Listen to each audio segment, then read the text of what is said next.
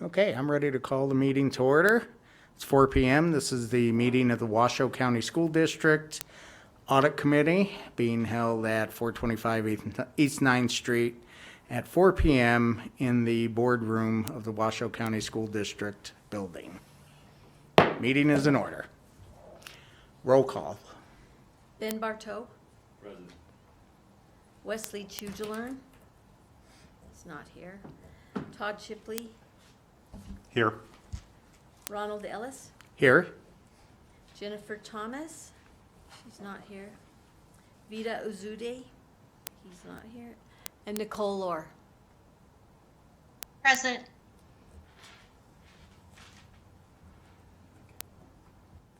Okay. We're going to get into our agenda, and the first item up is 2.01. Do we have any citizen comment cards or public comment on this? No, there's no public comment. Okay. This is discussion and possible action to select the audit committee chairperson for a one-year term ending June 30, 2026. From current members of the audit committee, Ben Bartow, Wesley Chugilern, Ronald Ellis, Nicole Lohr, Vitalis Ozud, Todd Shipley, and Jennifer Thomas. Do you want to be I would love to. chairman? No, Oh. I'm nominating you. Oh, okay. Okay, do we have a second? I can't nominate myself. It's, I can second. it's chairman or vice chairman? It's chairman. First one's chairman. Oh, I see, I'm at 2.02. Yep, I'll second that. Okay, so Hold it, we have a motion, we have a second. Is there any discussion among the members present? Okay, all in favor, say aye. Aye. Aye. Motion carries. Aye. Congrats, Ron. Item 2.02, thank you. Discussion and possible action to select the audit committee vice chairperson for a one-year term ending June 30, 2026. From the current members of the audit committee, Ben Bartow, Wesley Chugilern, Ronald Ellis, Nicole Lohr, Vitalis Ozude, Todd Shipley, and Jennifer Thomas. Who would like to be vice chair? I nominate Todd. One good turn deserves another. Agreed. Okay. Ben Bartow. You gotta use your microphone, she can't hear you. I, Ben Bartow, second the motion to elect Todd. Okay. Is there any discussion among the members present? Okay. All those in favor say aye. Aye. Aye. Oh, did you get public comment? Oh, is there any public comment on this? There's no public comment. Okay, sorry about that. Just in case. Oh, I know. Thank you. Okay. Hearing no nays, motion carries. Yes? Item 2.03. This is for approval of the minutes of the audit committee meeting held May 8th, 2025 for possible action. Okay, any discussion or changes? Is there any public comment? There's no public comment. Okay. Any discussion or changes?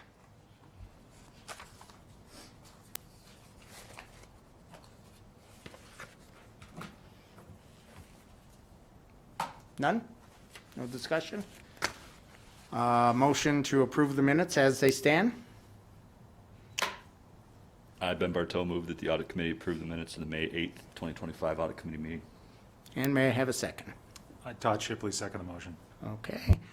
I have a motion and a second. All those in favor say aye. Aye. Aye. Aye. Motion carries. Item 2.04, presentation to update the audit committee on the activities of the Washoe County School District Internal Audit Department to include current projects on the current year 25 Washoe County School District Internal Audit Department plan. And it doesn't look like we have any possible action. So this is a discussion item, but I still would invite any public comment. There's no public comment. Okay. I'm going to turn the floor over to Mr. Starkey. All right, thanks. Kirk Starkey for the record. Please be aware the McQueen report is completed, but it's not included in your packets this evening because we just received the management responses basically yesterday, last night, and didn't have enough time to go through them and include them in the report, and then also allow you guys sufficient time to take a look. So it's not included this evening. It will be back in November, and that's why this item is not an action item. But we still want to go through this report and give you our department's progress as we work through the audit plan. The summary sheet that's in your packet and up on the screen, I'll basically start at the top and just cruise on down through the bottom. I'll start at the follow-up section because the charter schools are done. With the annual follow-up, or the annual audit follow-ups, the sick leave bank, as you know, is completed. That was from the last meeting. The capital improvement program follow-up, we'll go through that shortly on this agenda this afternoon. The IT follow-up, we'll work on that shortly after this meeting and get that ready for you in November. And the DeMonte Ranch SAF follow-up will start. We'll start that in December as per the request of the committee, which was smart. Going to the SAF section of the report, we've got Incline High School is in process. We should have that ready for the November meeting. It's like McQueen is complete, but you'll get that also at November, so it'll kind of be a report-heavy meeting. Desert Skies Middle School is also in process, which will probably be completed in November as well. O'Brien will not be, we're not going to get to that one this year, so that one will flow, basically roll over into next year's plan. Pine Middle School is crossed out. It was originally part of the audit plan, but they're going to be going under construction here very shortly, and in about couple months, they'll be closed for about a year or so. So we took that one off the audit plan, and in its place, we added Whitehead, basically in place of Pine, because it was previously requested, but we didn't have the hours to put it on there. Dotson is on the audit plan and is basically kind of got started. It's on there as a result of the risk assessment from the most recent risk assessment. By the way, you'll get a new risk assessment and a new audit plan at our February meeting, or I'm sorry, at our November meeting, and we'll go back through that. The other thing that's changed on this one is towards the bottom under the admin projects. In addition to the hotline cases, we also had a couple of special projects come our way. One was a Galena High School matter, kind of a portion of an investigation. We're in the middle of that, but that should be completed here before long. There was 3 charter school matters that were brought to us, Bailey, Snacks, and Mariposa. Bailey and Snacks are wrapped up, and those are completed. The Mariposa one, based on our workload and the number of staff we have, we're pushing that one. We won't start that one until we do the regular charter school activities, and that'll be October-ish when we'll start in on that one. But we'll give you an update on how that one plays out. And that's kind of where we're at. We are down one staff auditor right now. She recently retired, Eve. We don't have authority to replace that position at this time, so we're going to be operating kind of myself and 2 auditors until we get to next fiscal year and see how the budget plays out. But that's the state of the audit department right now. I'll be happy to take any questions on that one. Any discussion? Anyone? Any questions? Okay. Very good. Item 2.0, where were we? 2.05, that's right, thank you. Item 2.05, presentation and possible action to forward to the Board of Trustees for their consideration and acceptance the annual follow-up of the Washoe County School District Capital Improvement Program Professional Services Audit dated March 28, 2024. Okay, is there any public comment on this one? There's no public comment. All right, Mr. Starkey, please present. Got it. Thank you. Kirk Starkey for the record. For this item, I'll do a little background on it, so bear with me for a couple minutes. Back in November 2016, in the general election, voters in Washoe County passed ballot initiative WC1. WC1 increased the local sales tax by 0.54%. Later, a series of WC1 bond offerings was released, the proceeds of which are subject to the same restrictions as that WC1 sales tax revenue. By law, proceeds from that sales tax increase are to fund capital projects of the Washoe County School District for the acquisition, construction, repair, and renovation of our school facilities. The WCSD Capital Projects Department is responsible for the planning, delivery, and oversight of those capital projects, including the capital projects funded by the WC1 sales tax revenue and those related bond proceeds, as well as the establishment of the internal controls to appropriately manage those projects. This audit arose from a request of the Capital Funding Protection Committee and was later approved by the Board of Trustees, seeking to have us find a third party to assess the effectiveness of the district's policies for engaging, managing, and monitoring professional service providers who support the capital improvement projects. Professional service providers basically include architects, engineers, and design firms. We sent the project out for bid, and it was ultimately completed by the independent firm BDO, and that report was presented to this committee back in May 2024. BDO concluded the district's policies and processes in this area are adequately designed and operating effectively, and they identified only 2 items for improvement. This agenda item is to offer our assessment of the implementation status of those 2 recommendations. The first recommendation BDO noted pertained to a discrepancy between the language in Administrative Regulation 3323, which is over professional services, versus the actual practices and expectations of our purchasing department. The regulation is written for contractors and consultants engaged to work on activities other than construction projects, and the department believed informal requests for proposals between $25,000 and $99,999 did not apply to consultants on their construction projects. With proposed revisions being made to Administrative Regulation 3323, the matter has been resolved as all professional services, including those now for construction projects, will be required to follow the revised regulation. Next, the second recommendation arose during document testing when the BDO auditors identified that one of the consultant amendment forms they examined happened to be missing one of 3 required signatures. The matter has been corrected. It now requires the Chief Facilities Management Officer to perform a quarterly review of the forms to ensure all required signatures are present. The recent review of the forms disclosed no exceptions. Both recommendations are therefore considered fully implemented, and we're seeking your approval to forward this report over to the Board of Trustees, and I'm happy to take any questions you may have on this one. Any questions? Go ahead, Todd. Todd Shipley for the record. Kurt, I know you guys have worked very hard on the WC1 stuff in general, and this was an isolated problem that came out of it. This is not, did we complete, because I'm just trying to remember, all the rest of the WC1 audit stuff from previous audits? Yes, sir. Kirk Starkey for the record.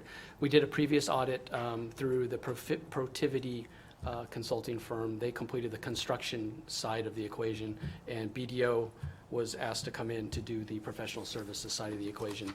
From the original Protivity report, all the items identified, which there weren't very many either, have been corrected, and same with this one. So the department is pretty much good to go right now as far as audits. Thank you. You got it. Okay. Ben, do you have any Yes. comments, questions? Please. This is specific to WC1, is it? But the same department that you're auditing, they're going to implement these remediation activities like for future capital improvements all around. It's not just WC1, right? Correct. That's correct. Thanks. Okay. So this is a action item that we recommend to forward it to the Washoe County School Board. I'll make a motion that we forward it to, and I guess I'll do the official motion. I, Ronald Ellis, move that the Audit Committee forward the annual follow-up of the Washoe County School District Capital Improvement Program Professional Services Audit dated March 28, 2024 to the Board of Trustees for acceptance. And can I get a second? I, Ben Bartow, second the motion. Okay, excellent. All in favor, please say aye. Aye. Aye. Aye? She said aye. Okay. Item 2.06, presentation of the report Fraud, Waste, and Abuse Hotline Concerns and Outcomes. This is a discussion item for the meeting of the Audit Committee for information only. So it's not an action item, but I still like to ask if there's any public comment on it. There's no public comment. Okay. Mr. Starkey, you have the floor once again. Thank you. Kirk Starkey for the record. As you're aware, our office administers the district's report, Fraud, Waste, and Abuse Hotline Program, and attached as part of your agenda packet is the worksheet we use that shows the status of the complaints reported to our office since our last committee meeting. That last committee meeting was in May, and since then, we received 7 new cases. One case, which was related to the Transportation Department, was investigated and found to not have merit and was closed. One case was closed because the complaint received was only a statement or basically somebody's opinion, so there was nothing there. One case was closed because we were unable to receive sufficient information or evidence to even initiate an investigation. 2 other cases were reviewed but found to be outside the scope of the program, and 2 other cases are still open while we continue to investigate those. In addition, we closed 3 other cases from the prior periods. They're at the top section of that spreadsheet. One of those cases was determined to be outside the program scope, as it basically is more of a political question to be answered by the board than any other matter. One was closed because we were unable to receive sufficient information again to investigate, and the other case involved a civil rights issue that we referred to General Counsel's office. And that leaves us currently, right now, we have an open inventory of 3 cases at the moment that we'll continue to work on, and we'll at our next meeting, we'll bring you back a status on those as well. And happy to answer any general program-related questions if you have any. Ben, please. So Coral Academy is just outside of this program scope, or was it that specific case that was? With the charter schools in general, we have no oversight in this area for those type of matters. So what we usually do, we don't handle them through our program, but we do inform. We have a person at the district that is, what do we call them, the charter school liaison, let them know, and they also inform the school, the board of that school, so they're aware of what came through our office and for them to take a look at it. But that's as far as we can go with anything related to the charter schools for the hotline program. Okay. So if I'm reading this correctly, you have 3 open cases? Yes, sir. It's not bad for a hotline program. Thank you. All right, so that's item 2.06, and has everybody got their questions answered? In which case I am ready to move on to item 2.07, another information item. This is presentation of the Audit Committee calendar for information only. All right. Mr. Starkey, go ahead. Kirk Starkey for the record again. This item, as Ron mentioned, is informational only, but it's our continued, want to give you the high-level preview of likely matters to be discussed at the next scheduled meeting. But the key takeaway from this item on this one is our next meeting will be November 13th, and this will be a big meeting because we'll get the audited financials from the district, and we'll try and get those to you as soon as we possibly get them from from the business office and from the auditors. We'll get them to you. It'll probably be report heavy, as we said before, because of this evening, you'll probably get several SAF audits and a follow-up audit. So just heads up. And thanks again for your efforts this afternoon. Appreciate it big time. Thank you. Okay, item 3.01, this is the public comment item. Comments from the public are invited at this time on topics not specifically addressed elsewhere in the agenda. A citizen's request to speak card should have been filled out and submitted to the recording secretary before speaking during the public comment section. All persons are limited to 3 minutes per item. In accordance with the open meeting law and on the advice of legal counsel, this public body is discouraged from discussing and precluded from deliberating and or acting on any items raised by public comment which are not already on the agenda.